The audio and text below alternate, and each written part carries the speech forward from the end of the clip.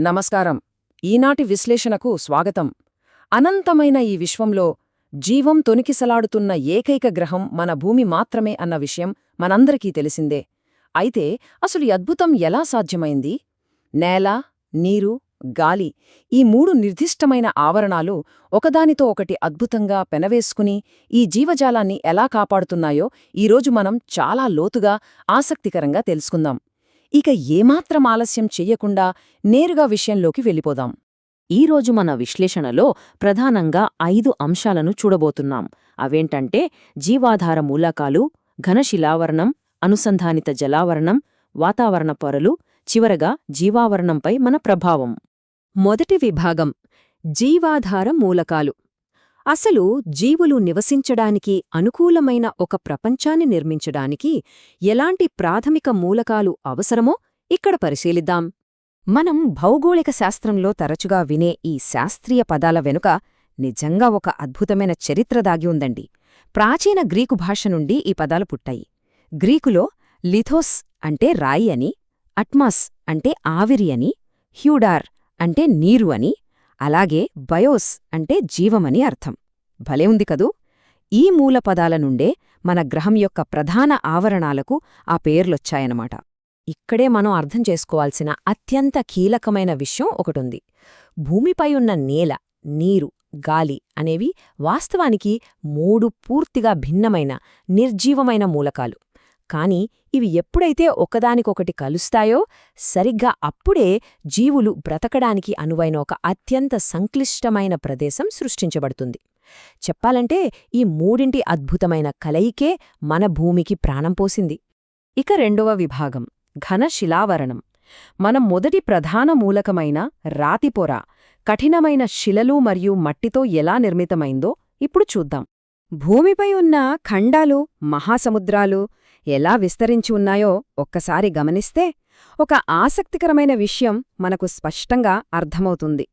ప్రపంచంలోని మొత్తం భూభాగంలో అత్యధిక శాతం కేవలం ఉత్తర అర్ధగోళంలోనే కేంద్రీకృతమై ఉంది.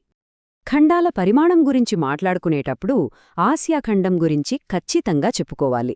మొత్తం భూభాగంలో దాదాపు 3వ వంతు విస్తీర్ణాన్ని ఆక్రమించి ఇది ప్రపంచంలోనే అతిపెద్ద ఖండంగా నిలిచింది. చుట్టూ మహాసముద్రాలతో ఆవరించి ఉన్న ఆస్ట్రేలియాతో పోల్చినా, లేదా ఎప్పటికీ శాశ్వతంగా మంచుతో కప్పబడి ఉంటే అంటార్టికాతో పోల్చినా ఆసియా ఖండం యొక్క విశాలత్వం మనల్ని నిజంగా ఆశ్చర్యపరుస్తుంది. ఇక్కడొక మైండ్ బ్లోయింగ్ నిజమేంటంటే భూమిపై ఎత్తుపల్లాల మధ్య ఉన్న వ్యత్యాసం. సముద్రమట్టం నుండి చూస్తే ప్రపంచంలోనే అత్యంత ఎత్తైన పర్వత శిఖరమైన ఎవరెస్ట్ ఎత్తు 8848 మీటర్లు. అద్భుతం కదా! కానీ ఒక్క నిమిషం, పసిఫిక్ మహాసముద్రంలో ఉన్న మరియానా ట్రెంచ్ లోతెంతో తెలుసా? ఏకంగా 11,022 మీటర్లు. అంటే ఆకాశాన్ని తాకే ఎవరెస్ట్ శిఖరం ఎత్తుకంటే సముద్రపు అట్టడుగున ఉన్న లోతు ఇంకా చాలా ఎక్కువనమాట. ఇది నిజంగా ఊహకన్నని విషయం. మూడవ విభాగం అనుసంధానిత జలావరణం. భూమిపై ఉన్న మంచు, నీరు, ఆవిరి ఇలా అన్ని రూపాల్లో ఉన్న నీటి వనరుల గురించి ఇప్పుడు తెలుసుకుందాం. ఇక్కడే మనందరి మదిలో ఒక ఆలోచనాత్మకమైన ప్రశ్న తలెత్తుతుంది. భూమి ఉపరితలంలో ఏకంగా 71% పైగా నీరుంది కదా! అంతరిక్షం నుండి చూస్తే ఒక అందమైన నీలిగ్రహంగా కనిపించే మన భూమిపై అసలు నీటి కొరత ఎందుకొస్తోంది? ఇంత అపారమైన నీటి వనరులు ఉన్నప్పటికీ దాహార్తి ఎందుకు తీరడం లేదు? ఇదొక ఆసక్తికరమైన వైరుధ్యం కదూ! దీనికి సమాధానం ఆ నీటి లభ్యత శాతంలోనే దాగి ఉంది. లెక్కలు చూస్తే భూమిపై ఉన్న మొత్తం నీటిలో 97.5% కేవలం మహాసముద్రాలలోనే ఉంది. అంటే అదంతా మానవుల వినియోగానికి పనికిరాని ఉప్పునీరే. ఇక మిగిలిన కేవలం 2.5% నీరు మాత్రమే మంచినీరు రూపంలో మనకు అందుబాటులో ఉంది. ఈ ఒక్క కారణం వల్లే నీలిగ్రహంపైన కూడా మనకు నీటి ఎద్దడి ఎదురవుతోంది. ప్రపంచంలోని 5 ప్రధాన మహాసముద్రాలను ఒకసారి పరిశీలిద్దాం. పసిఫిక్ మహాసముద్రం అన్నింటికంటే అతిపెద్దది. ఇక అట్లాంటిక్కేమో ఇంగ్లీష్ అక్షరం ఎస్ ఆకారంలో ఉంటుంది. హిందూ మహాసముద్రం విషయానికొస్తే ఒక దేశం పేరుమీదుగా పిలువబడే ఏకైక మహాసముద్రం ఇదే. అంటార్క్టికా చుట్టూ సదరన్ ఓషన్, అలాగే ఉత్తర ధ్రువం వద్ద ఆర్క్టిక్ ఓషన్ ఉన్నాయి. ఈ విశాలమైన మహాసముద్రాలన్నీ ఒకదానితో ఒకటి కలిసిపోయి ఎల్లప్పుడూ అలలు, ప్రవాహాలతో నిరంతరం కదులుతూనే ఉంటాయి. అయితే అట్లాంటిక్ మహాసముద్రం భౌగోళికంగా ఒక అద్భుతమైన లక్షణాన్ని కలిగి ఉందండోయ్. దీని తీరప్రాంతం చాలా వంకరటింకరగా ఉండటం వల్ల సహజమైన ఓడరేవులు ఏర్పడటానికి అత్యంత అనువైన పరిస్థితులు అక్కడ ఉన్నాయి. ఈ ఒక్క భౌగోళిక లక్షణం వల్లనే ప్రపంచంలో వ్యాపార, వాణిజ్యపరంగా అత్యంత రద్దీగా ఉండే మహాసముద్రంగా ఇది గుర్తింపు పొందింది.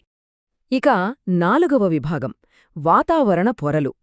భూమి చుట్టూ దాదాపు 1600 కిలోమీటర్లెత్తు వరకు విస్తరించి ఉన్న సన్నని వాయుగోళం గురించి ఇప్పుడు చర్చిద్దాం. మనకు ప్రాణవాయువు ఆక్సిజన్ అని తెలుసు. అయితే స్వచ్ఛమైన పొడిగాలి కూర్పును గమనిస్తే అందులో ఆక్సిజన్ 21% ఉంటే అత్యధికంగా 78% నైట్రోజనుంటుంది. మనకు ప్రాణవాయువు ఎంత ముఖ్యమో సకల జీవరాశుల పెరుగుదలకు ఈ నైట్రోజన్ వాయువు కూడా అంతే ముఖ్యం. మరి కార్బన్ డయాక్సైడ్ సంగతేంటి? వాతావరణంలో ఇది కేవలం 1% కొంత భాగం మాత్రమే, అంటే చాలా స్వల్ప పరిమాణంలో ఉంటుంది. కాని మన గ్రహం యొక్క వాతావరణ సమతుల్యతను కాపాడటంలో ఇది అద్భుతమైన పాత్ర పోషిస్తుంది. భూమి నుండి వెలువడే ఉష్ణాన్ని గ్రహించి గ్రహం మొత్తాన్ని వెచ్చగా ఉంచడంలో ఈ చిన్న రసాయన జాడలు కూడా ఎంత కీలకమో చూశారా? ఉష్ణోగ్రత మరియు గాలి కూర్పు ఆధారంగా ఈ వాతావరణం భూమి ఉపరితలంపై నుండి అంతరిక్షం వైపుకు 5 పొరలుగా విస్తరించి ఉంటుంది. ట్రోపోస్ఫియర్, స్ట్రాటోస్ఫియర్, మీసోస్ఫియర్, థర్మోస్ఫియర్ మరియు ఎగ్జోస్ఫియర్. వాతావరణం గురించి ప్రాథమికంగా అర్థం చేసుకోవాల్సిన మరో విషయం ఏమిటంటే, ఎత్తుకు వెళ్లే కొద్దీ గాలి సాంద్రత చాలా వేగంగా పడిపోతుంది. అంటే గాలి పలచబడిపోతుందన్నమాట. అందుకే అత్యంత ఎత్తైన ప్రాంతాలకు వెళ్లే పర్వతారోహకులు శ్వాస తీసుకోవడంలో ఇబ్బంది పడకుండా ఖచ్చితంగా ఆక్సిజన్ సిలిండర్లను తమతో పాటు తీసుకెళ్లాల్సొస్తుంది. ఇక చివరిది 5వ విభాగం జీవావరణం మరియు దానిపై మానవుల ప్రభావం. రాయి, నీరు, ఆవిరి కలిస్తే ఏర్పడే అత్యంత అద్భుతమైన ఘట్టమిది. నేల, నీరు, గాలి ఈ మూడూ ఎక్కడైతే కలుస్తాయో ఆ ఇరుకైన పరిచయ ప్రాంతమే ఈ జీవావరణం.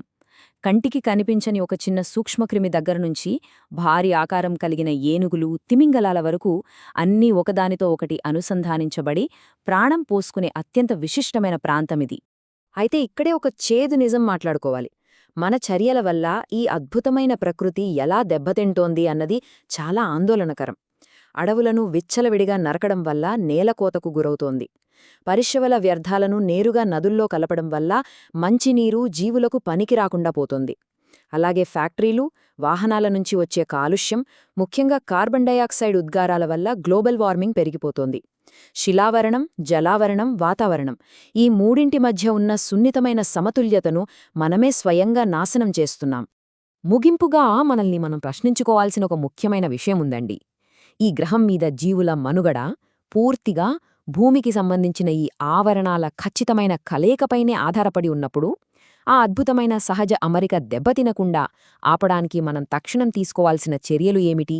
ప్రకృతిలోని ఈ సున్నితమైన అల్లికను కాపాడుకుంటేనే కదా రాబోయే తరాలకు ప్రాణంతోన్న భూమిని మనం అందించగలం. ఈ భౌగోళిక అంశాలను అర్థం చేసుకోవడం మాత్రమే కాదు, దాన్ని ఆచరణలో పెట్టి మన గ్రహాన్ని రక్షించుకోవాల్సిన బాధ్యత మనందరిపైనా ఉంది. ఆలోచించండి.